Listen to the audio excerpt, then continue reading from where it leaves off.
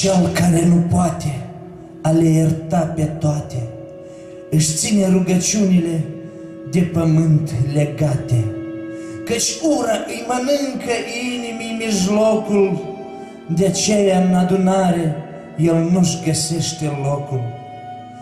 Cel care nu iartă trăiește cu trecutul, căci iartă pe deasupra, nu și din înăuntru.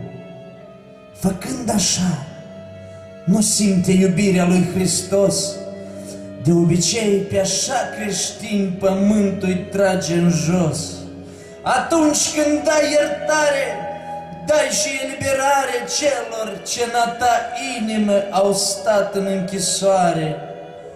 Eliberează-ți prinșii, cere-le tu iertare, chiar dacă au fost greșiți, a ta a fost închisoare. Din pricina neiertării, ușa raiului se închide. Ce Domnul dă uitării, tu nu ți-adu aminte.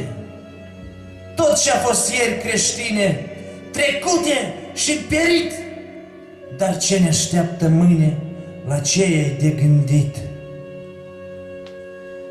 Iartă și iar iartă. Iartă-le pe toate. Iartă-le aproape, iartă-le departe.